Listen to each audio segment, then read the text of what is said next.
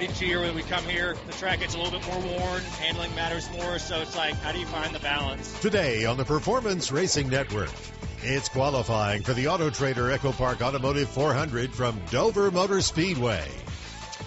Good afternoon and welcome to Dover Motor Speedway, where some rain has just fallen down on the Monster Mile. We have a wet track right now, but we do have cars staged on pit road with the covers on them, ready to go out and have a practice session, maybe a qualifying session, as we get set for tomorrow's Auto Trader Echo Park Automotive 400.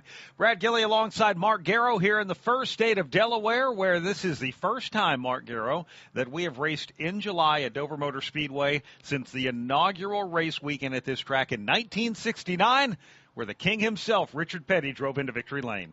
It is hard to imagine that they have not raced here again in July, because this is what, the 107th race, Cup Series here at Dover, Delaware. So that's kind of interesting that first race in July, haven't had another one since then. Yeah, for the longest time here at Dover, this race would actually be surrounded by the Coca-Cola 600, or maybe I should say surround the Coca-Cola 600, depending on which weekend of the year Memorial Day fell based on the calendar.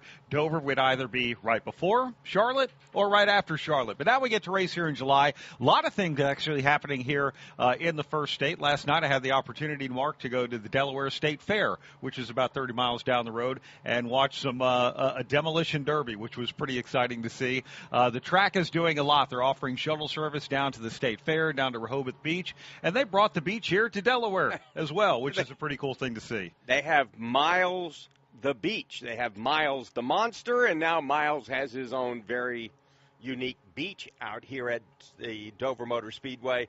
Little wet right now, and this is the first time all season long we've had any kind of rain interruption when it comes to qualifying.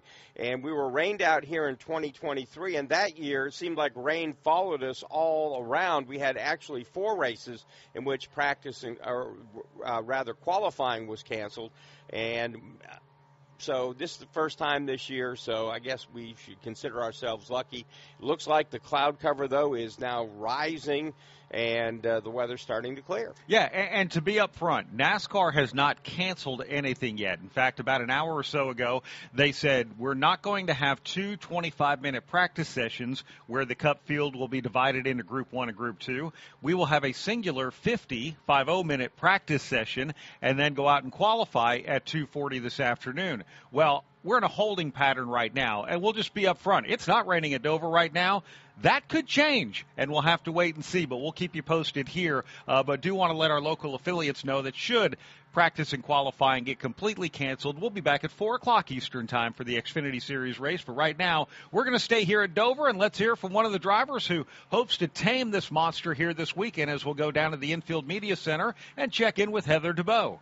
Well, thank you, Brad. A couple drivers in here doing the media bullpens, and I happen to catch up with Chris Buescher, who it's a big weekend for you, making your 350th start. Did you not know that? You kind of gave me a look like, wait, what? But here at Dover, the Monster Mile, though, not an easy track. So how do you think your weekend's going to go? No, that's a new stat for me. Didn't realize I was getting that old, so it's sneaking up. But I love Dover. I really do. This has been a fantastic track through the years. Have a lot of fun here. It's such a challenge. A little bit more so in the wet.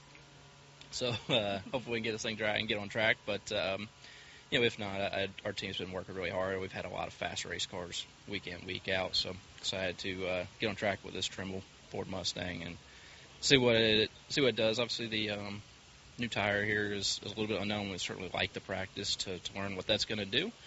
But if it doesn't work out, we're all in the same boat, right? So we'll go out there.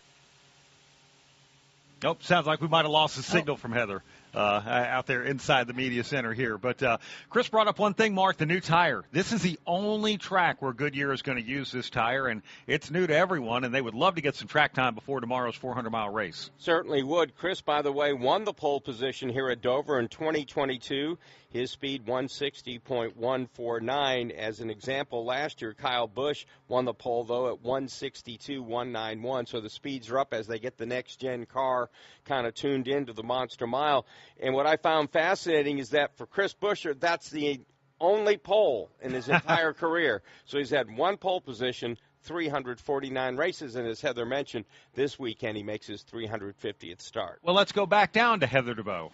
And I think what Chris Buescher just did, he just tapped the antenna on my head, and we're back. So technical difficulties fixed.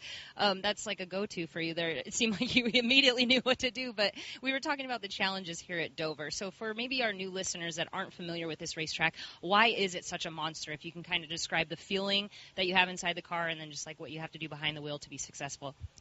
Yeah, obviously we're all technically challenged, but once you get to the on-track stuff here, this place is just it's a roller coaster ride.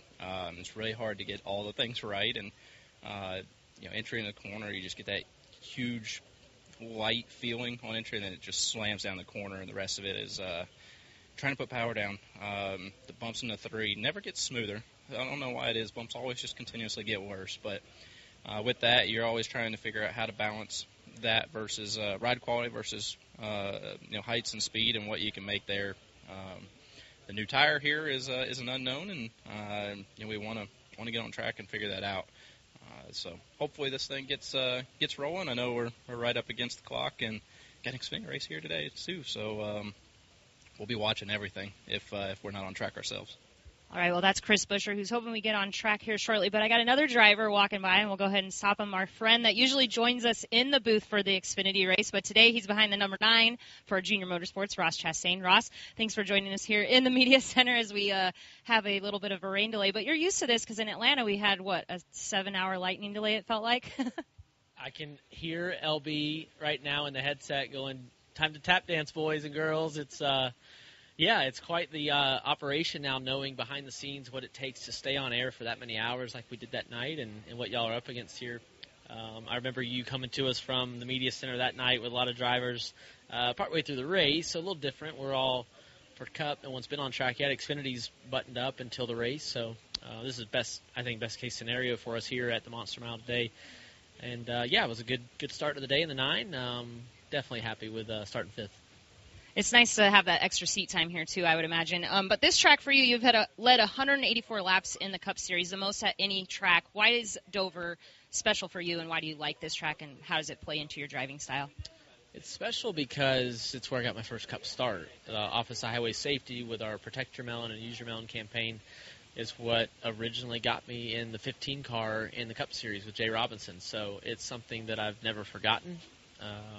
And that Use Your Melon program is still on my Cup car today. It's very small. It's on the spoiler, but it was important to keep 2015 out in Kentucky and now here still going in 25. That's really, really cool. And it's important to me that we're trying to remind people to just get to where they're going safely. So buckling your seatbelt, not driving intoxicated, all the things that we all know, but people are still dying from it. So Dover's special in that aspect. And then once I got with Phil Surgeon, the speed came in the Cup car. So it is incredible to drive his cars here. Concrete tracks, we've really been good over the years. So I'm looking for more of that this weekend, and I'm fine if we don't practice. I think our balance will be really good, and we'd be good tomorrow. I like that every now and then, shaking up the Cup Series and not giving us time on track. But if we can get on track, I think we'll evolve it quickly and lay some more rubber down after all the rain. You mentioned laying that rubber down. Chris Buescher said, we have a new tire here. This is the only track we're going to use it at. You are not worried, it seems like, but there are some unknowns. Is there any concern at all with tire fall off for you? Oh, of course, yeah. This track, Melvin Joseph built this place, and it was asphalt issues. They put concrete down, and it has held and stood through the test of time. But it's aggressive. I mean, the steepness of the banking and the angle of the corners, being a 1 mile track, it puts these Goodyear Eagles through a test that I can't even imagine. I watch the tires on the car, the angle of the corners, being a 1 mile track, it puts these Goodyear Eagles through a test that I can't even imagine. I watch the tires on the cars like in front of me, and I know what I'm feeling in the car, and I can't imagine how we can get a molded rubber tire to withstand that. I don't understand how we can even do that, but Goodyear does it. And from my point of view, I just need to be the car that's going to pop a tire second. Like, if we're going to pop tires, then don't be the first one. If we're going to cord tires, don't be the first one. It's really it's a cool challenge, and I like it when the tire life is turned up to the fact that we're wearing them quickly. And if we fired off in the race right after rain, that first run, you have to conserve them a little bit, which is cool as a driver. Awesome. Well, best of luck to you today. I know you got 2 races to hopefully later we'll see you in the Xfinity race, and we'll miss you in the booth, though. I'll be honest, if I'm in a race car, I don't miss the booth, and I've told y'all that, and I hope it's a long time before I could be in the booth any more than I am these days. Awesome. Thank you, Ross. Thanks. All right. Thank you very much, Heather. By the way, Ross Chastain will be back in the booth with us, Mark Garrow, for the next race at Bristol Motor Speedway for the Xfinity race on Friday, September 12th. So we thank him for being generous with his time, actually, for the folks listening and enjoying Xfinity and truck races when he gets to come up here with us. Well, he always adds something to the broadcast, that's for sure, whether it's all the people that he knows inside the garage or the actual driving or the surface or the tires. He always brings something to the game, that's for sure. Track is wet, but it's being dried here at the Monster Mile. Currently it's not raining. There is rain in the area. The Xfinity Series race, we come on the air at 4 o'clock Eastern time for that. Looking forward to it being completely dry by then. But they're optimistic that we're going to get the Cup cars on the track. If we don't have qualifying, maybe some practice, maybe we get a little bit of both, but we'll find out. And we'll be back right after this from Dover Motor Speedway. We work hard to keep our cars looking great on the outside, but engine components need our attention too. That's where you can trust Z-Max Micro Lubricant to disperse carbon buildup in your engine and fuel system to keep your car or truck running at its peak. By soaking into the metal of your engine, Z-Max Micro Lubricant improves performance, extends engine life, and reduces emissions. Trust the many customers who've said, "Thanks for saving my engine." Find out more at zmax.com or follow us on Facebook and Twitter. Hi, I'm PRN's Alexis Erickson.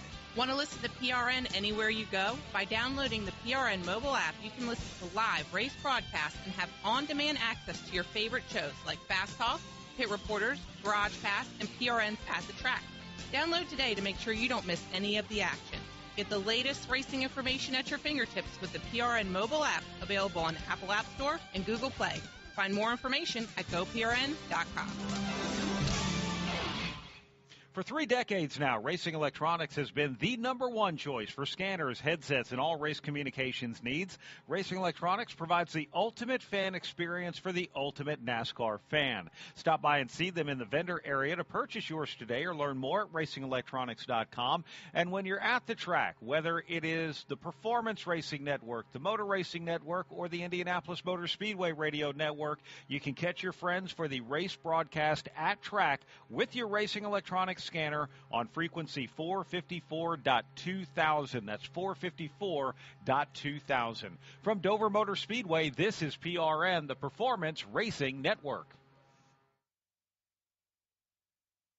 Time to pull down on the handle and start rolling them here at Las Vegas Motor Speedway. The green flag flies at the Atlanta Motor Speedway. We're about to contest the Coca-Cola 600. We're racing at Texas Motor Speedway.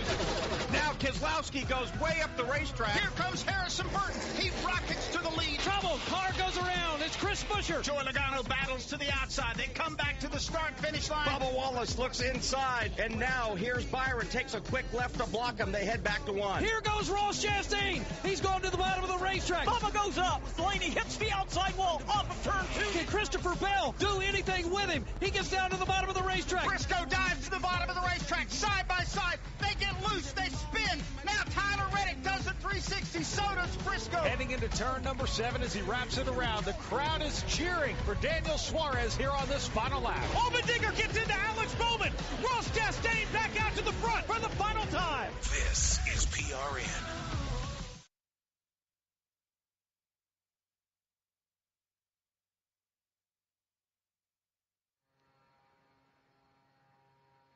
Welcome back to Dover, Delaware, and the Monster Mile, where track drying is ongoing, and they're starting to make some progress. The track, of course, is concrete. We can see it beginning to gray in, and so that is certainly a positive sign. And if these little showers that are all around us decide to go around us, we should be okay.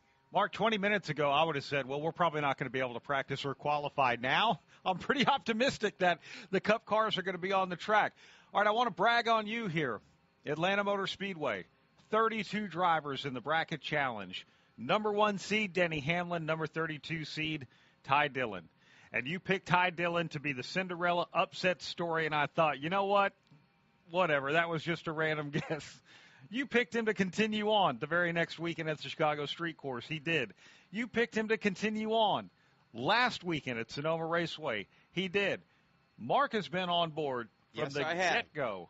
And now Ty Dillon is part of the Final Four this week, going head-to-head with John Hunter Nemechek. Now, the social media this past week was the glass slipper will fit or won't fit one last time from Hendrick Motorsports, and Ty Dillon, after moving Alex Bowman out of the way on the final lap, who he was head-to-head with last week, said, looks like the glass slipper did fit one last time. Then John Hunter Nemechek replies, the key word there, last. I'm all in now. He's going all the way. Ty Dillon is going all the way. Well, let's get more on the story in the garage with Heather DeBow. Yeah, I got the man, the myth, the legend right here, Ty Dillon, bracket buster, made it to the next round here at Dover. Our guy in the booth, Mark, has picked you to go all the way. What do you think about that? I appreciate that. I love the belief, and hopefully we'll just keep the good times rolling. You definitely did do that in Sonoma on that last turn. I don't know if anybody expected you to, but there you were, and you moved the 48 out of the way. Obviously, you got to do what you got to do for $1 million. Would you change anything? I wouldn't change anything.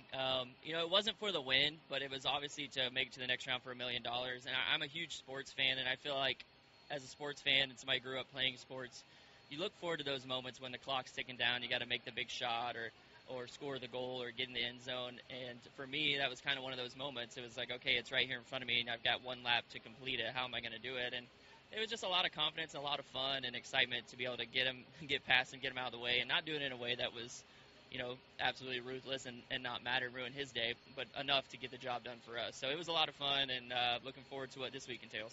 So you're going up against John Hunter Nemechek. How do you make a big move moment here at the Monster Mile, which is a beast of a challenge in itself? Yeah, I don't think you're going to be making moves like I did at Sonoma, but there's definitely things you can do. But for us, our focus really isn't on John Hunter. That really hasn't been our focus throughout this whole in-season challenge. Our focus is to be the best version of us each weekend. If we execute pit stops, restarts, don't make mistakes, whether it's me or the team, we're going to put ourselves in a great position to put a lot of pressure on him, and that's our goal. And hopefully by the end of this thing, I know my crew chief, Andrew, and he knows that I'm going to do whatever it takes to get us to the next round when it all lines up. And you got to beat him for all 500 miles or however long we're running around here at Dover, and that's not an easy task. So you got to worry about completing that first, and then all the good stuff will come with it. Now, where does this track rank on your favorites? Do you like running here? Do you think you're good here? I have confidence here because I've had some highlights. I've had some good moments. I think I've led the most laps I've led in the Cup Series has been here. That was in my rookie season. And I've had some races where I wish I never came back here and they turned this place into a parking lot. So it's been up and down for me. But everywhere I've been with college racing has been a better experience for me all year. So I'm excited to get on track, see where we kind of line up. And we'll just take it on, head on. And I think, opportunity is always in front of us. So we're going to go and hope for the best. And I think this is going to be a good one. Now, NASCAR hasn't officially made the decision, but would you prefer practice or just qualifying today? I'd prefer neither. I would rather just go out. I love races when we just go out, and there's a huge unknown. I think it's fun. I think it lends itself to a driver who's very cerebral and aware early in the race, whether you got to take care of your tires or take care of your car to figure out what's going on with the track in your car early, and I love that kind of part. But whatever one they give us, we'll make the most of it. And we got a solid spot on the qualifying order if they cancel it. So I'm not too mad about that. But we also will have a shot to go out later, which is really important, too, for actual qualifying to happen. So I'm either or, but, whatever they bring, we'll be ready. Well, we look forward to watching you this weekend. Ty Dillon, he's coming off of 3 top 20 finishes, so they're going to look to keep that magic rolling here in Dover. So Ty Dillon last ran here on the Monster Mile in 2023. You kind of want to forget that one, though he crashed and wound up 36th. I think the one stat that jumps out at me this year for Ty Dillon, 1 DNF. They have not beat themselves, and this is a team. He opened the year 14th at the Daytona 500. 8th place in the second race at Atlanta is his best finish so far. Next best, 12th at Texas, 15th at Martinsville, 16th at Phoenix and Darlington. Was 20th at Chicago, 17th at Sonoma. They've kind of found a spot in there in that 15th to 20th range, and they don't tend to beat themselves. And there's, again, only 1 DNF in 20 races. Ryan Blaney's got 7. Ty Dillon has only 1. Yeah, and unfortunately, while the point standings don't necessarily reflect that for Ty Dillon, the performance has. There's no question we've been talking about them running up in the top 15, top 20, more so than we ever have in his career.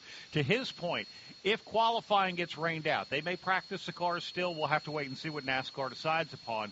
He'll start 21st. That's where he is in the qualifying metric. The way the starting lineup will be, they have a metric every week that divides the teams and drivers into 2 different groups, 1 and 2.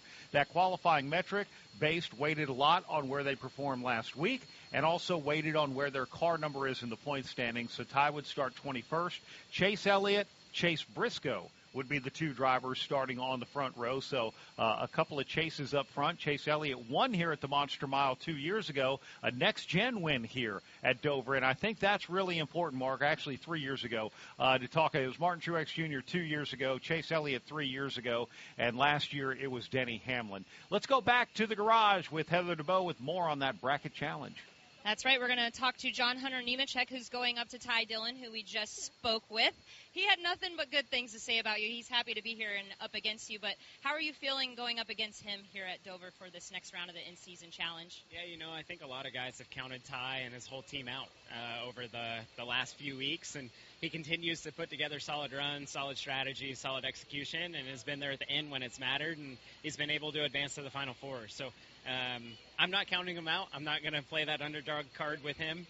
Definitely is someone that is strong, and their team has been able to play the strategy right, like I said. So hopefully we can have a lot of speed this weekend without practice and qualifying. Not sure how that's going to go with us, but I will say that over the last few months we've definitely found a lot of speed, and hopefully that translates here to Dover. So if our car drives as good as these Hertz colors look this weekend, first time to have Hertz on board with us, then we should be pretty good. Our car looks really, really good, and excited to get going. I was hoping that we were going to get on track today to at least get some laps under our belt, but if not, we'll line them up, and we start fairly deep in the field, so hopefully we can make some passes and go forward.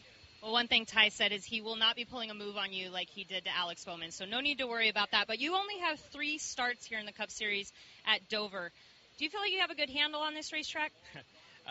Not in a Cup car. Do you really believe Ty when he says that? Because I don't. I mean, it seemed pretty genuine, but I guess once you guys put those helmets on, things do change. Yeah, things do change. I think he was playing mind games with me. But overall, no, Ty is an awesome guy. Our kids go to the same school together, and the joke around us and our families are that we're going to be future in-laws. So it's pretty neat to have Captain and Aspen. They were kind of talking trash a little bit back and forth about their dads this week on social media, which was a lot of fun. But overall, really looking forward to getting to race and really trying to tame the monster. I haven't run super great here in a Cup car in my prior 3 starts.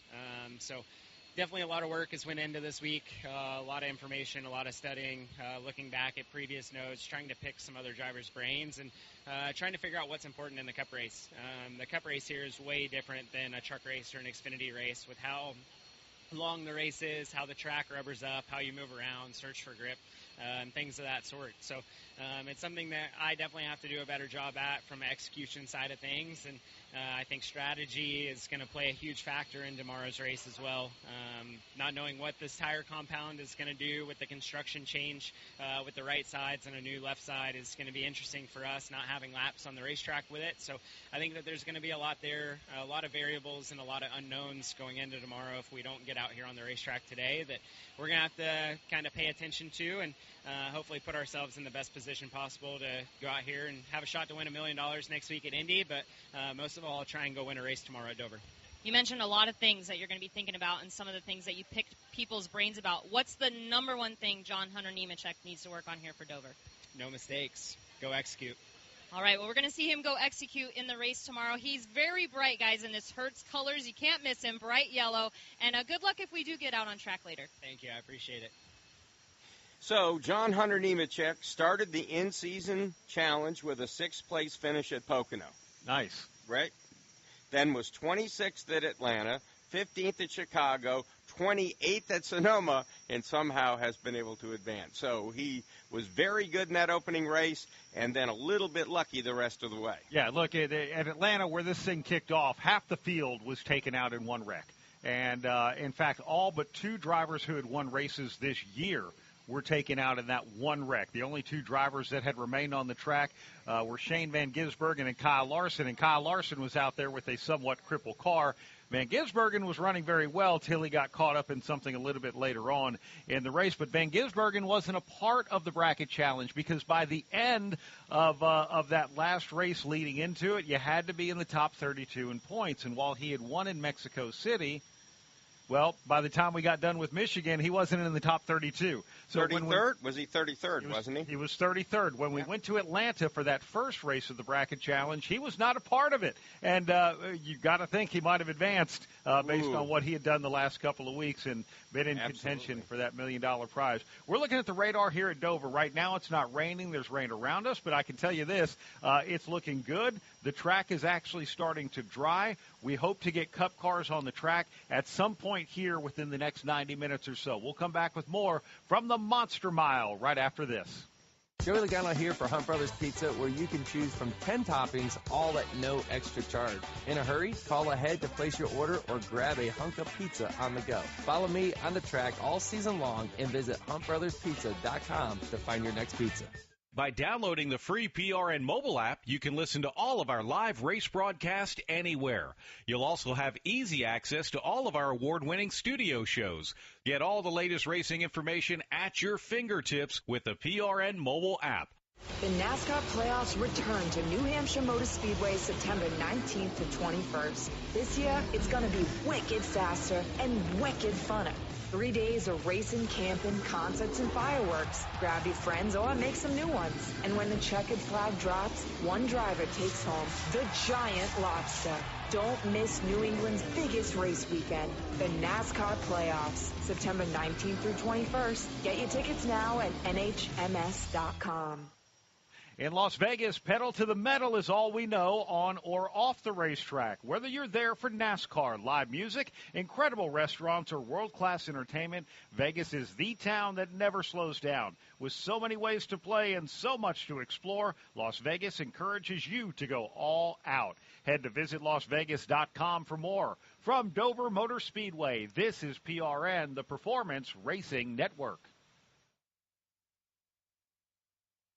Hi, it's PRN's Brad Gilley. Did you know you could take PRN with you anywhere? That's right. By downloading the PRN mobile app, you can listen to our live race broadcast from anywhere.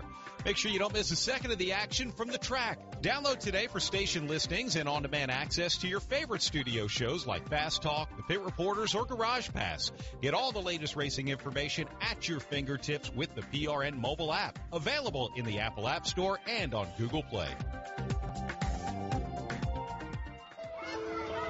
Hey, I'm Corley Joy for Speedway Children's Charities. The mission for Speedway Children's Charities has remained true since its founding almost 40 years ago, to care for children in educational, financial, social, and medical needs in order to help them lead happy and productive lives. So many children have benefited from our group in the past, but we need your help now more than ever.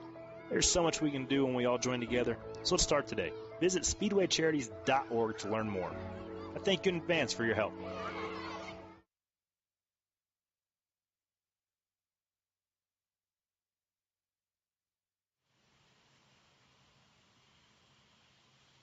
Welcome back to Dover Motor Speedway. Brad Gilley alongside Mark Garrow, Heather DeBow covering things in the garage. And right now I can tell you that Mark, Laura Beth, Ben Blevins, and I are all up here fanning what appears to be another little rain shower just away from us. But the way this is broken up, Mark, it could either hit us or it could not. We just simply don't know. They're still drying the track, and they're doing an amazing job of it right now. And if this doesn't hit us, I feel fairly confident we'll have Cup cars on the track.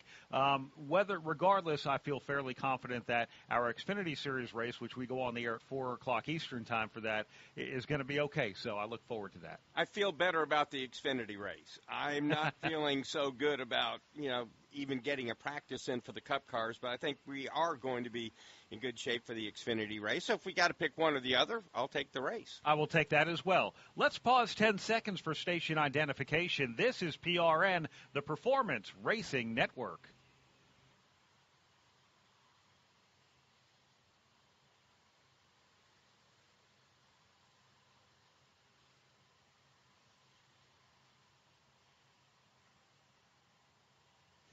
Welcome back to Dover Motor Speedway alongside Mark Garrow. My name is Brad Gilley. Joining us in the garage, Heather DeBoe. We'll be checking in with her again here shortly. And we are just really waiting out Mother Nature. And, Mark, a lot goes into drying a racetrack. And NASCAR has done so much over the last several years with technology to help make that happen faster. There are certain things you can do and help with. Several jet trucks. We've got the Toyota Tundra track drying team, the Elgin sweepers and all of that. But there's only so much you can do because there is no set time on how long it takes a track to dry. We've seen Indianapolis Motor Speedway at 2.5 miles dry in 45 minutes. We've seen other racetracks not dry in an entire day. It all depends on the atmosphere, the dew point, and what the humidity is, because if the humidity is high, that water on the track has nowhere to go. It has to evaporate regardless of what you do. What's interesting from where we used to be, going back in the day, they would drag rubber tires around the racetrack. Yeah. And the only way you knew the track was dry, the rubber started smoking, right? And so we have come a long way from that. We have the Toyota track drying teams, the Suburban propane dryers. They're able to go up and down pit road. They're smaller, so they're more compact and able to go up and down the pit road. They help dry. You talk about the Elgin Baylor, Elgin sweeper Baylor. Mark drove through a lot of farmland between exactly. North Carolina and here yesterday. So there's a lot. We bring a lot more to the fight when it has rained at racetracks here lately, but right now, very humid, storms kind of all around us, and you look good and then you look bad. And like you were talking about, with high humidity, makes their job a little bit tougher. Yesterday at Dover Air Force Base, I had the honor of being able to MC an event with both Kyle Busch and Richard Childress. He has a special Cheddar's paint scheme on his car this weekend, a patriotic look with the names on the rear deck lid of Cheddar's employees who are former service members. Cheddar's fed several service members while they were at the event, and they unveiled that paint scheme. And last 2 years running, Kyle Busch has won the pole here at Dover. He'd like a crack at that here today, but he is with our own Heather DeBoe. Yeah, here now with the driver of the number 8 Cheddar Chevrolet, and they were just talking about that event that you got to do, a very special event for you. Kind of tell us about it and your experience and your paint scheme this weekend. Yeah, it was really great. Cheddar's wanted to honor our military over there at the Air Force Base, and they did a car unveil of their red, white, and blue paint scheme. This is their first race after the 4th of July, so the red, white, and blue scheme for Cheddar's.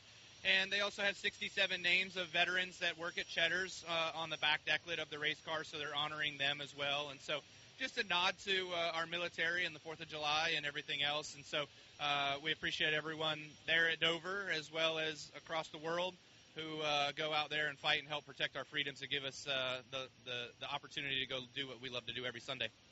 Now, you lead all active drivers with 3 wins here at Dover, the last being in 2017, but these cars obviously have changed a lot. So can you kind of tell us the differences, maybe not only in the cars, but also the racing here at Dover over the years? Yeah, it's definitely changed. This car is drastically different than what those other cars were. Obviously we're still going around in a circle, and we still run low, we run high, and everywhere else, but it seems to be tougher to make the high groove work here than what it used to be in the past. I don't know why that is, but it just seems like the shortest way around, the bottom way around, is the fastest way around. So the track distance that you have to make up on the top side, you don't get enough of that run, of that momentum down the straightaways to be able to make up the shorter circumference of distance on the bottom of the track. So that's probably the biggest thing that I see between the old gen car and this gen car.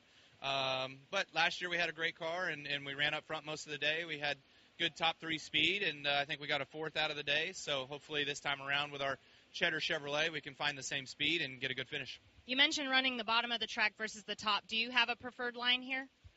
The fast one, whichever one's the fast one. The race, so what's funny is, like, no, I don't have a preference because you have to be versatile here at Dover. That's the big thing. Like, when I beat Chase Elliott in 2017, he put himself on the bottom. He loved the bottom. He was mired on the bottom, and he got stuck in lap traffic, and I was just working the lines, like working bottom, working top, just going wherever they weren't. And I was able to run him down from a straightaway back, running the high side, and was able to pass him and beat him in that race. And so, it's just wherever you can be to be the best and make your car faster. Now let's talk playoffs just a little bit. You're below the line, but we're getting into crunch time. I think 6 to go. What track on your list leading up to the cutoff would be, I guess, your best chance at getting a win?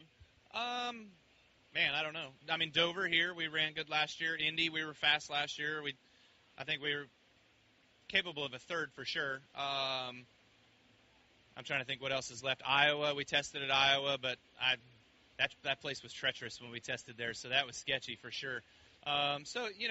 Anywhere really, but I think the fact of the matter is just minding our P's and Q's and getting those base hits that we need each and every stage and each and every race to just be able to get the points. We can point our way in. That's not the problem. I think just being able to execute and get the most out of our days and putting ourselves top 8 of every stage and top 8 of the race. I mean, if you can just shoot for that, like you're going to get enough points in order to get yourself high enough to move yourself through. Well, speaking of wins, you've been having some fun over at the summer shootout at Charlotte Motor Speedway. I believe you got another win in the Masters class on Tuesday. Don't worry, Masters is a good thing. How much fun have you been having? How many wins are you up to now? It has been fun. It's been really cool. Brexton's running with the Bandoleros and the Legends cars in the Chargers class, the way young class. I wanted to go out there and just get my feet wet and have some fun in the Masters class. Being 40, you can now run Masters. So, quick story, when I ran the pro class, I'm a professional, I get it. When I ran the pro class back in the beginning of the year in Auburndale at the Winter Nationals down there, I didn't finish a race. Like, I got wrecked every time I was on the racetrack. So I'm like, I am not running with those clowns. Like, that is not my intention. I do not need to pay for parts, I want to go out there and race and learn and have fun.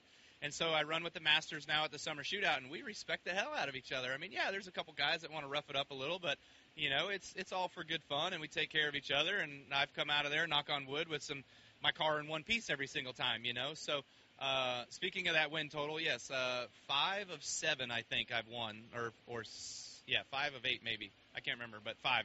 So there's 2 more left, round 9 and round 10.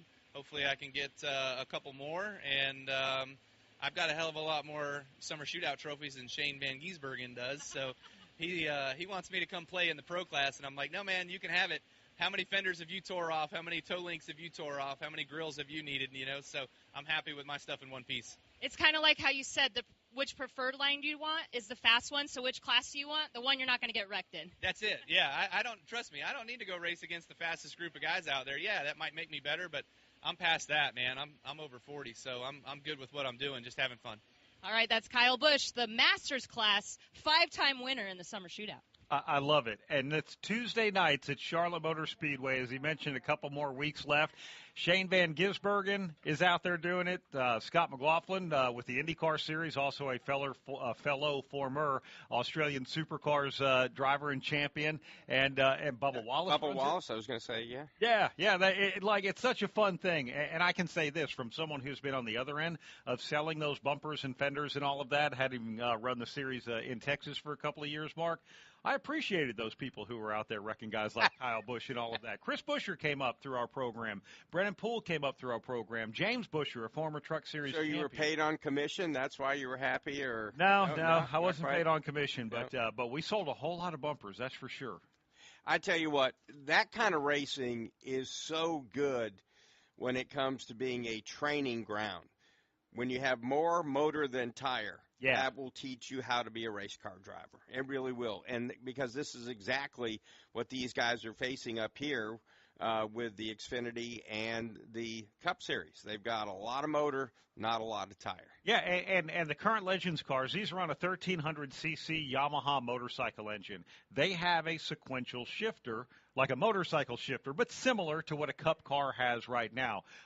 They used to run on street tires. Now they run on BF Goodrich racing tires. But to your point, Mark, there is way more motor than there is tire in that, and it really teaches drivers. This is where Kyle Busch came up. This is where Kurt Busch came up. This is where guys like Dale Earnhardt Jr. and Chase Elliott and so many other in our field came up in their racing career, and so many of whom are champions as well. It's a pretty cool program and really neat to see. That's the biggest difference from when I grew up in racing. And I'm about to turn 67. I went to the racetrack when I was 1 year old. My dad was the flagman. My mom scored at Claremont Speedway up there in Claremont, New Hampshire. And you had to be 16 and a valid driver's license in order to drive on the racetrack. And nowadays, right, you see these little kids in quarter midgets and coming up to Bandoleros and Legends cars. By the time they're 16 years old, they've got about 50,000 laps of race competition. And so some of these young guys, it is so impressive what they're able to do at such young ages. And they start so young compared to the way it used to be. This is where Joey Logano's sliced bread nickname came. Mark Martin called him the greatest thing since sliced bread because of what he was doing in Legends cars. I remember being up in Dodge City, Kansas when that track was asphalt, and Joey Logano at 12 years old won the Pro Division Championship. It was pretty incredible. It's raining here again at Dover Motor Speedway. We'll come back. We'll give you an update again. Our broadcast for the Xfinity Series race, 4 o'clock Eastern time. It is looking less and less likely that the Cup Series cars will hit the track before we drop the green flag tomorrow in the Auto Trader Echo Park Automotive 400. We have more from the Monster Mile right after this. Most people in radio commercials talk really fast. But we made this one for RV owners. Progressive knows they like the slower pace of RV life, like this commercial. And they know Progressive will protect their RV at a fair price with discounts. Now here comes the fast part. Progressive Casualty Insurance Company and affiliates. Discounts not available in all states or situations. Hi, this is PRN's Brett McMillan. You don't spend your life just sitting around, so what you need is PRN's mobile app. By downloading the mobile app, you can listen to our live race broadcast from anywhere. Make sure you don't miss a second of the action from the track. If you download it today, you get station listening and on-demand access to your favorite studio shows like Fast Talk, Pit Reporters, or Garage Pass. Get all the latest racing information at your fingertips with the PRN mobile app. Download today. Available at the Apple App Store and on Google Play. It's raining here at Dover Motor Speedway, waiting to find out what NASCAR's decision is on practice and qualifying for the NASCAR Cup Series. From Dover Motor Speedway, this is PRN, the Performance Racing Network. A NASCAR memory with Doug Rice and Kyle Petty. They established the Hall of Fame. First two people that get in, besides your dad, is Bill France Sr. and Bill Jr. Your time behind the wheel overlapped with Bill Jr., didn't Yes, it? for sure. For sure. I was called to the truck many times while Bill Jr. was in there. But you know what I remember about Bill Jr. as much as anything was being a kid and him sitting and talking to my dad or talking to my granddad. And Bill Sr. would be in some of those conversations, but you'd sit down at the racetrack and they would talk about where the sport was and where the sport was going. Bill was never satisfied with where the sport was. And that is the one thing that I came to admire about him. At the time, I didn't. At the time, I didn't appreciate it as much. But, I'll never forget we were doing some stuff, and I was driving for Felix, and I was called to the truck, and I was reminded gently by Bill France Jr. that this was his sport. And if I would like to participate in his sport, that I needed to kind of change my ways. And I changed my ways so that I could participate in his sport.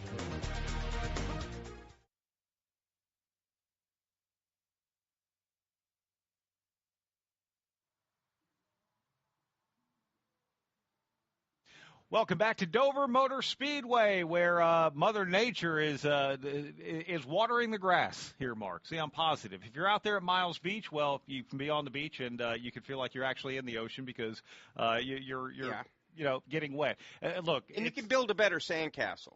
you know, when things are a little bit damp. I want to go out there. There was a guy building a Discovery Shark Week sandcastle. They're one of the sponsors here at Dover this weekend. It looks really, really cool. This is going to be a great weekend. So looking at the radar of these cells, they're small. We expect to have the Xfinity Series Bet Rivers 200 green flag here this afternoon. And, of course, tomorrow's Auto Trader Echo Park Automotive 400. Weather looking much nicer for that as well. So come on out to the Monster Mile. You will be treated by a good time to a staff who make you feel like family. Absolutely a great place. You've got the casino across the way, so if you're looking for a little nighttime entertainment, go down to the fair, come back, spend a little time at the casino, come out, watch the race. That looks like a full weekend to me. It does. All right, so earlier we talked to both drivers on one half of the bracket challenge. We started with 32 teams who went head-to-head during just a normal race day. We whittled it down to 16 after Atlanta. We whittled it down to 16 at Chicago. We whittled it down to 4 after the race at Sonoma Raceway. On one side of it, number 32 seed Ty Dillon versus John Hunter Nemechek. On the other side, we have 2 Toyota teammates, which, by the way, we are guaranteed to have a Toyota driver racing for $1 million next weekend at Charlotte. The other side of this, Ty Gibbs with Joe Gibbs Racing, Tyler Reddick with 2311, and the top finisher among those 2 drivers will go on to Indianapolis next week to compete against the top finisher between Ty Dillon and John Hunter Nemechek in Indianapolis. That is a very interesting matchup. Tyler Reddick running well. Ty Gibbs has been running well lately. That one's a toughie. I'm going with Reddick, but I can't tell you that I'm super confident about it because Gibbs has been good. He has been pretty solid lately. Is it okay for me just to take the opposite for fun's sake? Like, I'll take John Hunter Nemechek. I like John Hunter. Legacy Motor Club has been performing well. And then I'll take Tyler Reddick just because. And Tyler Reddick, you know, could be interesting as to what happens in his future. We got a ruling from a judge that now has allowed NASCAR to treat 2311 and Front Row Motorsports as open teams. They're no longer chartered teams. And that involves, of course, guaranteed money, a guaranteed starting position every week. So they are going to have to, quote-unquote, qualify and not have guaranteed starting positions for Indianapolis and also this weekend at Dover.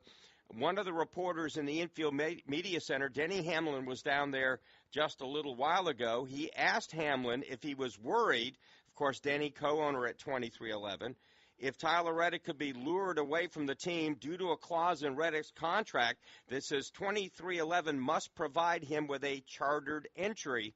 And Denny's answer, I don't have any direct comment on that. Yeah. So we don't know. It's not only is the judge saying you have to be treated now as an open team, not a charter team, but it could involve a lot of other things. There's a lot of contracts that are involved in all this. Right, there are. And right now, because they had applied for that restraining order, which they were not granted, 2311 and Front Row Motorsports, part of the reasoning from the judge was that there is no imminent threat of either of your organizations missing a race in the next 2 weeks. And NASCAR had told them that. There are not more than 40 cars on the entry blank this week. There are not more than 40 cars on the entry blank next week. And this is why they're ruling on the injunction. Now, if they lose this next injunction, there is a chance that NASCAR could actually opt to sell or transfer those charters to other teams. And, you know, this is an unfortunate side story in what is a great 2025 racing season, but it is business. And Front Row Motorsports in 2311 opted not to sign charter agreements and to instead file an antitrust lawsuit against NASCAR. And at least on these injunctions, it's not looking good for them. They lost the first few little legal skirmishes, won a couple, and then lately they've been on a losing streak. And this is all heading towards a trial date of December 1st if something, some kind of agreement, some kind of settlement is made before then. Yeah. So they're going to be able to race.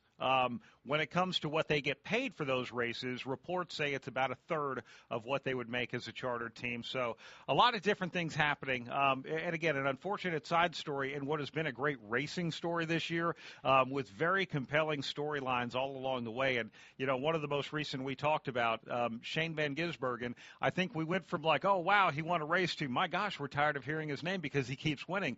A 3-time winner on the Cup Series schedule this year, Mark. Kyle Larson has has 3 wins. Christopher Bell has 3 wins. Denny Hamlin has 3 wins. And Shane Van Gisbergen has 3. Those are the only 4 drivers with multiple victories this year, and he's right up there in the mix. It is problematic. I think he has figured out now what he needs to feel in the next-gen car on the road courses or the street courses. And now that he's got that figured out, I mean, he looks pretty unstoppable. 6th place in the first road race this year, and then he has won the next 3. So is he the favorite going to Watkins Glen? Yeah, he is. And, again, you know, Trackhouse Racing, Justin Marks, they bring him along just for this. So now they have 2 drivers set to make the playoffs. Ross Chastain, of course, has already gone to victory lane. As you mentioned, SVG has captured 3 checkered flags. So there are other teams now looking at this maybe a little differently. Maybe we need to try to do the same thing, get our own road racing specialist, get him in here, and see if we can't find a way to the playoff that way. So it's interesting. It's certainly what SVG has done is remarkable.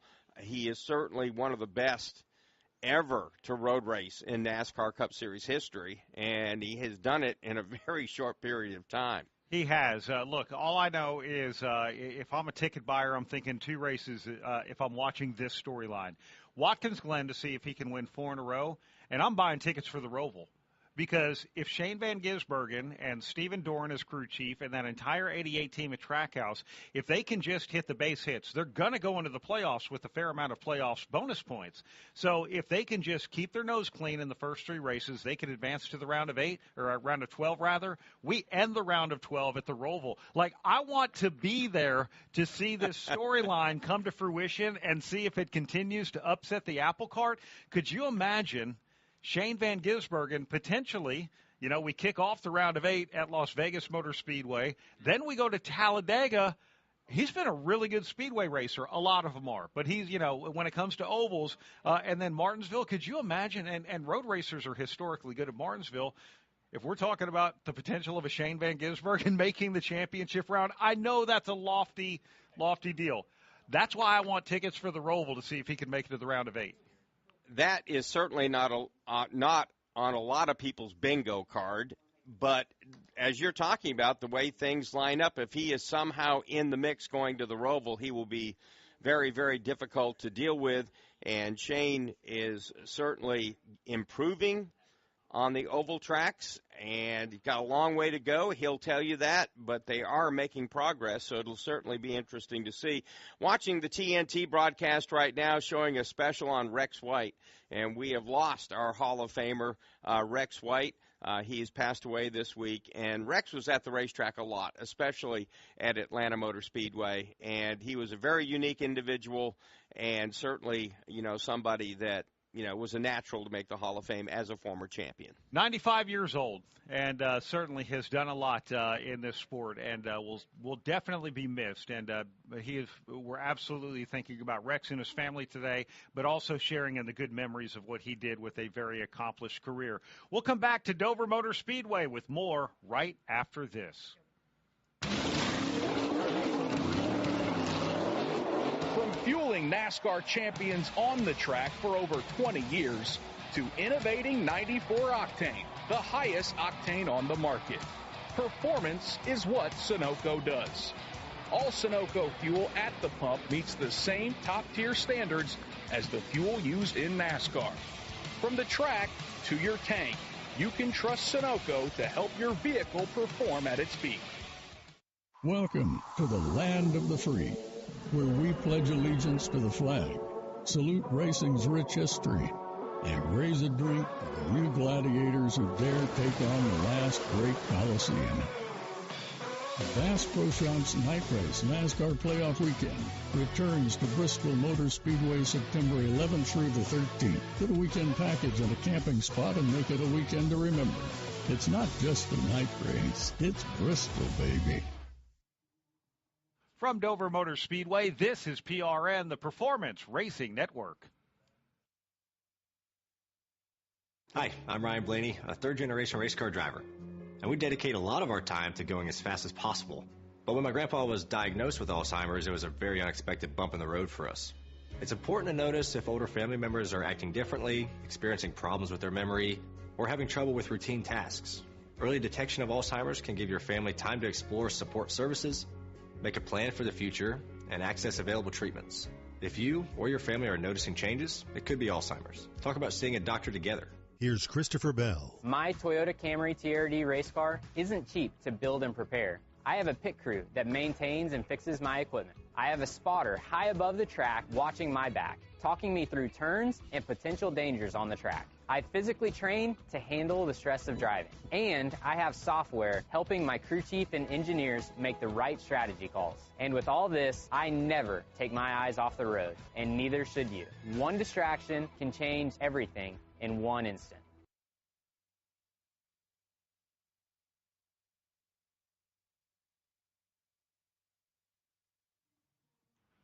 Welcome back to Dover Motor Speedway. Brad Gilley alongside Mark Garrow. Heather DeBow hanging out in the Infield Media Center where she's already been able to chat with drivers there and in the garage area. Right now we're waiting out some rain here at Dover and really waiting out to hear from NASCAR what is going to happen. Cup cars are on the track with the car covers over them. This track is completely saturated. I don't know how they would get this concrete dry in time to put the Cup cars on the track because the Xfinity Series pre-race is going to start right around 4 o'clock Eastern time, and we're sitting here at 2:25 Eastern time, Mark. So we'll wait, and we're going to hang out with you while we wait because that's what we do. We don't have a choice. We just have to hang with it and see what Mother Nature and NASCAR has for us. And a number of drivers have been in the Infield Media Center. They have these driver bullpens, if you will, and that's the only good thing about a rain delay. A lot of drivers say, what the heck? Well, I'll go into the bullpen and talk to everybody. And again, looking at the X feed of reporter Jeff Gluck, and he has this on his feed. Last year, after Denny Hamlin, successfully aero blocked Kyle Larson by using the rear view camera, some drivers said NASCAR should get rid of that feature. So he asked Kyle Busch for his thoughts on the topic, and I thought this was interesting. Kyle's solution: if you run the camera, you don't get a spotter. If you want a spotter, then you don't get the camera. You only get to pick one. He says he'd pick the spotter. And these cameras that they have in the back of the cars do make it easy if you're trying to keep track of where the guy is behind you, where he's going. And if you want to aero block him, which means you try to use the same groove and not allow any clean air to get on the nose of his race car. All right, I like this idea.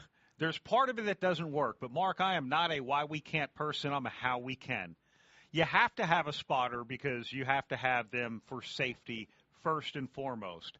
So if somehow you can manage it and say, if you run the rear view camera, your spotter can only tell you what's ahead, meaning, hey, there's an incident in turn 2, right? It cannot give you any information about what's happening behind you in that hornet's nest. Wow, that would be hard to police, though. That would be really difficult to police. They have all that in-car audio. Yeah, that's true. You know, that's absolutely true.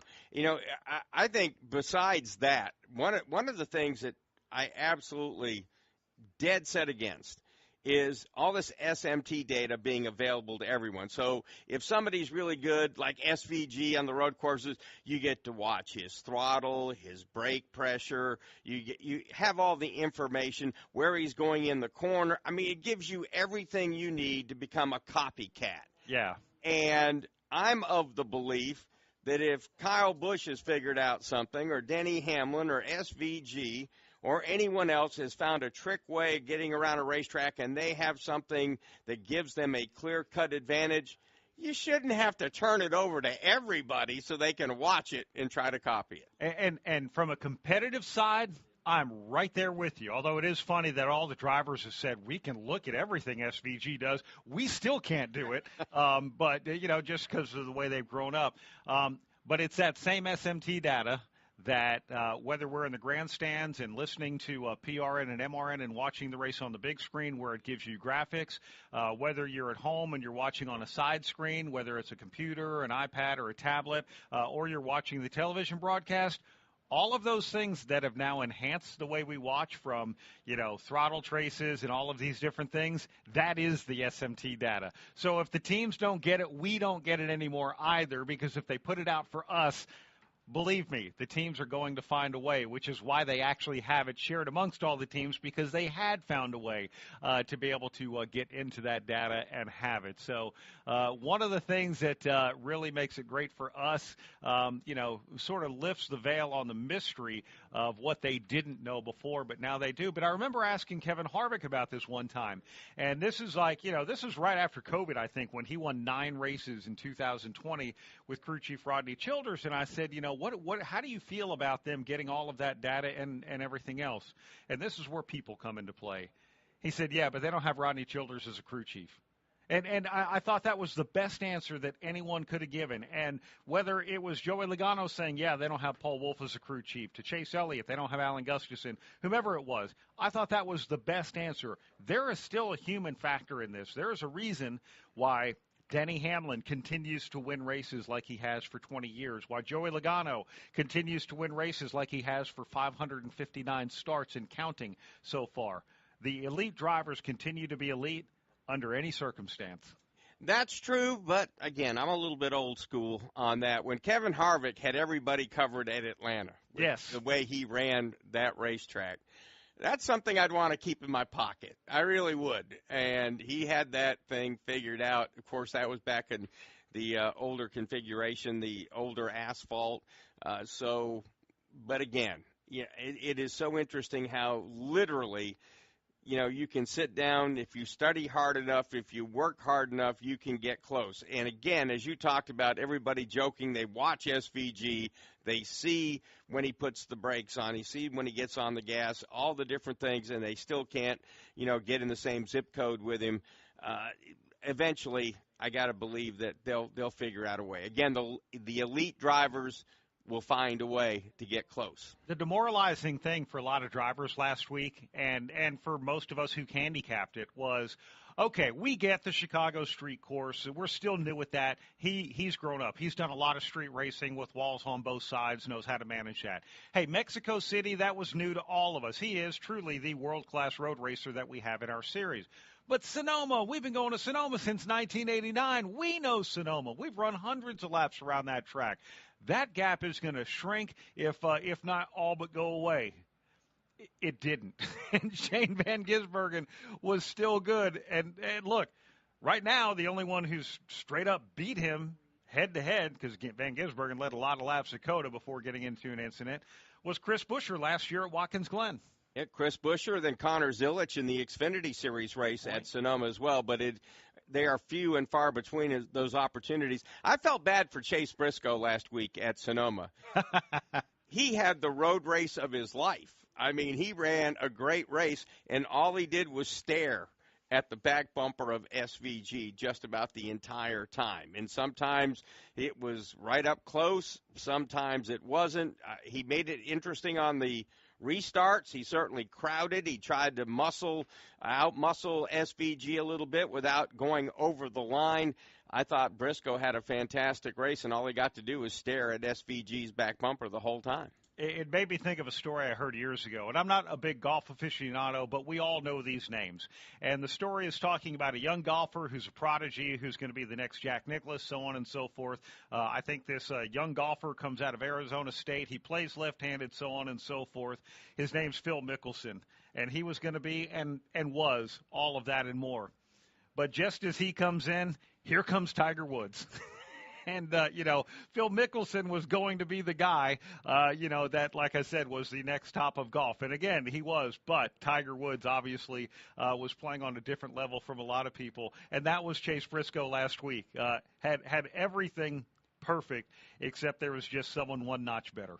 And he drove a great race. You look at where his running order was and lap speeds and lap time, and when SVG would pick it up and try to pull away, there were times that Briscoe could almost match his lap times and keep things close, but he never really threatened to take the lead away from SVG. On a restart, there was one late where he had a good restart, kind of went into 1 and 2, kind of, even with SVG, but couldn't hold on to it going on the top side of the racetrack.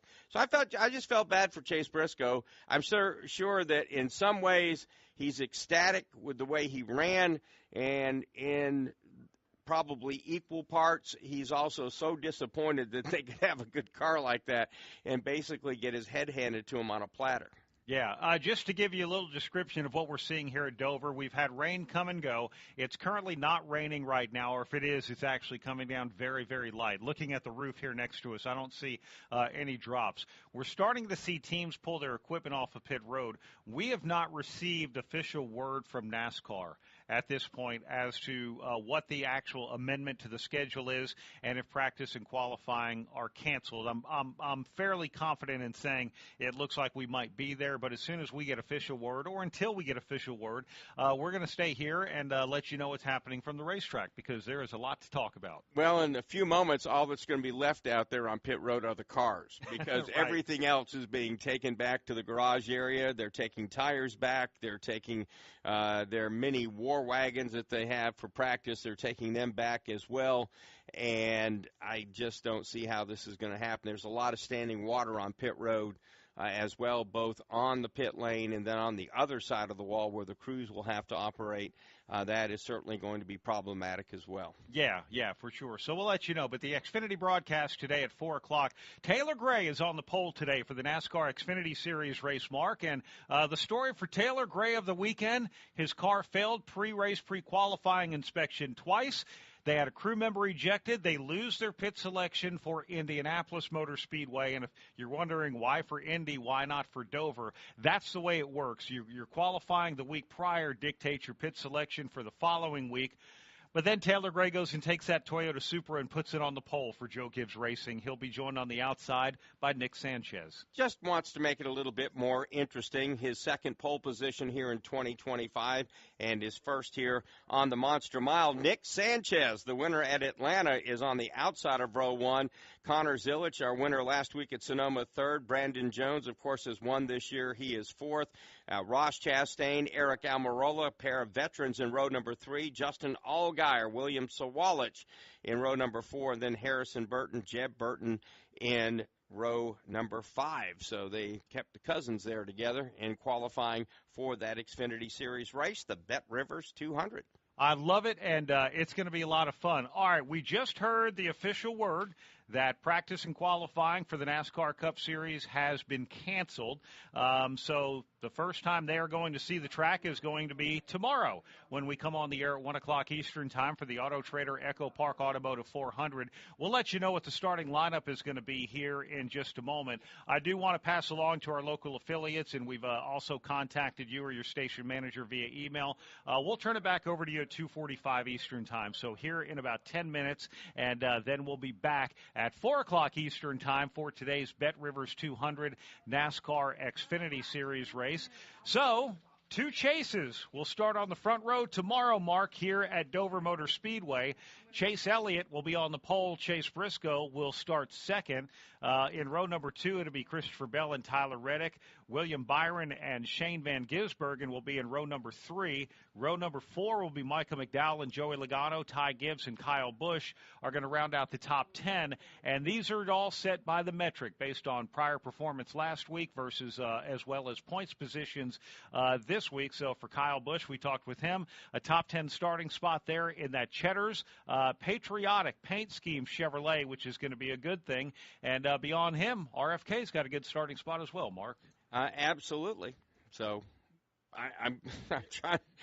We have to look at this backwards. There you go. Yeah, that puts Ryan Preece and Chris Buescher starting 11th and 12th there we respectively. Go. There we go. They're 11th and 12th. Then Denny Hamlin 13th, 14th Josh Berry, Brad Keselowski, Alex Bowman 15th, 16th, 17th, and 18th.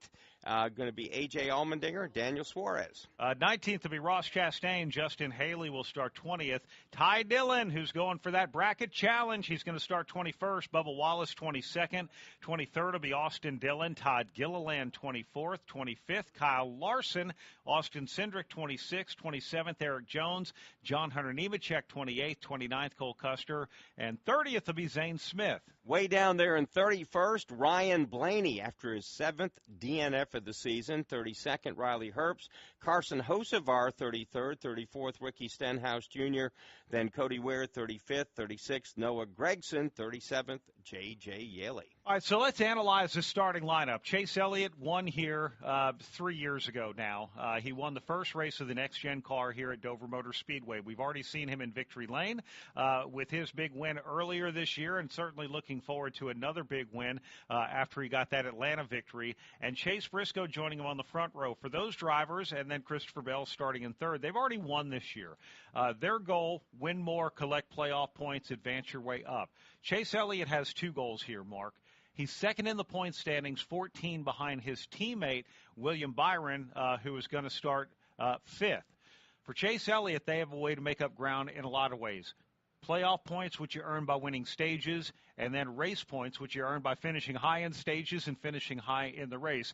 It's feasible they could take away the points lead for their teammate. It's tough because it is their teammate whom they're trying to take away the points lead from. But I like this battle. At the top of the standings, we don't always talk enough about that, but that regular season championship is highly valuable. Absolutely, and right now you mentioned Elliott, 14 back. Kyle Larson still very much in the mix. I think he's 44 back. And then Tyler Reddick, who hasn't won yet, he is minus 53. He's made up 80 points in the last 3 races. So a combination of obviously finishing and then, of course, the stage points are so important. And Kyle Busch will tell you that's their problem. I mean, Kyle Busch hasn't even scored 40 stage points this year. That's their problem, why they are so far down below the cut line. Yeah, that's a big number. And here's the other thing that, this is great about the points standings. We talked earlier, Denny Hamlin is a 3-time winner so far this season. He is 5th in points. He's minus 62 right now. Really had an awful Sonoma. They missed a race. They missed a race while his son was being born, the third child for he and his fiancée, Jordan Fish. He did not go to Mexico City and is still right up there. And the other, I don't believe in coulda, woulda, shouldas, all right? I don't believe in that. Ryan Preece is just outside of the cut line to make the playoffs on points. He's minus 3 to Bubba Wallace. Ryan Preece, runner-up at Talladega, had 41 points taken away with the disqualification in that race. He would actually be, dare I say, almost comfortable in the playoff standing as they sit right now. You're not going to be until we know who all the winners are going to be. But now he's minus behind the cut line because of that disqualification. And then his teammate Chris Buescher's just above the cut line. He lost 30 points after a post-race penalty as well earlier this year. Those things devastatingly costly potentially. Yeah, they don't show their full impact until we get to the end of race number 26 and you see everything after the smoke and dust has settled. Tyler Reddick is plus 149, so even if we get some new winners and all that, he's in great shape. But if you're Chris Buescher at plus 34, Alex Bowman plus 32, Bubba Wallace plus 3, you're in, again, Bowman and Buescher feel a lot better than Bubba Wallace, but nonetheless, you're in that land where if we get new winners, life could get really difficult in a hurry. Yeah, Bubba could much more easily be beat on the racetrack, and truly, especially after what we've seen out of Shane Van Gisbergen in the last 3 road course races, honestly, Mark, I take Watkins Glen out of the wild card. I really do. I don't feel like it's that way. Daytona, the last race of the regular season, is very much a wild card. We don't know what can happen here tomorrow at Dover. We don't know what can happen at Indy. Iowa Speedway, could really be an interesting one. It'll be only the second race for the Cup Series. Last year, that was won by Ryan Blaney in his first win of the year. But with all the patches they have on the racetrack and how Kyle Busch earlier was telling us during this broadcast that, we tested there, but, man, it was still pretty sketchy. I only feel, and Richmond is in there, by the way, I just feel like the only true wild card is Daytona. But one thing that this sport guarantees us, you do not know. You have to wait till the checkered flag because you do not know what's going to happen. Absolutely. And, again, just look what happened at Atlanta. One mistake, and you're gathering a whole bunch of people to the infield care center that are not very happy about what happened and could certainly see their fortunes fall and rise. by a mistake from somebody else. And that is always the problem when you go to Daytona, Talladega, now Atlanta. Yeah, for sure. Quick reminder to our local stations, we'll be ending our qualifying broadcast a little bit earlier than anticipated here in less than 3 minutes or so at 2:45 Eastern Time. We will come back, and we certainly hope each and every one of you tuned in right now will join us for today's broadcast of the Bet Rivers 200 NASCAR Xfinity Series race. I can tell you this. We did have rain here during this. Now the clouds we see are white, and we see a lot of blue sky above those white clouds as well. So we're looking forward to a great qualifying broadcast. While we're going to be away, NASCAR is already getting track drying equipment out on the track right now. I see the Toyota Tundra track drying team getting ready to be deployed right there at the exit of pit road. I see both the jet dryers out there as well as those propane trucks that they use to dry pit road as well. And they have a safety vehicle out there on the racetrack right now to just check out everything and make sure. There's no point in trying to dry a track when it's continuing to get wet. That's not the case right now, though. The rain has stopped. The Cup Series teams are putting everything away, and they put them away. They bring them out tomorrow and race. These cars have already been inspected, and they've been impounded for tomorrow's race. We go on the air tomorrow, 1 o'clock Eastern, for the Auto Trader Echo Park Automotive 400, where Chase Elliott will start on the pole, joined by Chase Briscoe just to his outside. And again, 4 o'clock Eastern time today for the Bet Rivers 200 NASCAR Xfinity Series race. So, been a fun one hanging out, just chatting NASCAR with you, Mark, while we kind of give you some play-by-play of what's been happening here at the racetrack. Had some fun trying to wait it out and keeping our fingers crossed, but I'm like you. I think we're in better shape for the upcoming Xfinity Series race this afternoon and tomorrow, and that's what really counts. Yeah, do we want practice and qualifying? Sure, but I'm looking forward to the races. That is all. If we got to pick one or the other, that's what I'm picking. I'm right there with you. Want to say thanks to a great broadcast crew, Heather DeBow covering pit road in the garage, our engineers, Harold Hamrick, Bill Parrott, and Ben Blevins, our race director, Laura Beth Barnhart. Kent Bernhardt is our production director, sales and marketing, Alexis Erickson, Barry Roach, Hank Lee, David Stiles, and Caleb Whistler. The senior vice president and general manager of PRN is Jerry Horn. For Mark Garrow, my name is Brad Gilley. Thank you for tuning in to qualifying here at Dover Motor Speedway. Qualifying from Dover Motor Speedway has been an exclusive presentation of PRN, the Performance Racing Network.